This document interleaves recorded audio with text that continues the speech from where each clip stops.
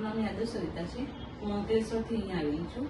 મને કાજલ મેમ વિશે મારા ભાભીને પ્રેગ્નન્સી જર્ની વખતે અમે બીજી જગ્યાએ ગયેલા. ત્યાં એમને ડૉક્ટરે ના પાડી દીધી કે અમારે જવાબદારી નહીં લેવાશે. એમનો 5 મંથ ચાલુ હતો. તો અમે ડૉક્ટર કાજલ વિશે સાંભળ્યા ને અહીંયા આવ્યા.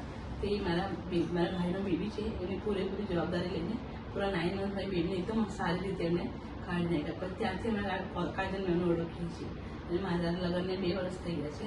2 વર્ષ સુધી મને બેબી નથી રહેતું હતું, તો મેં પછી અહીંયા આવી.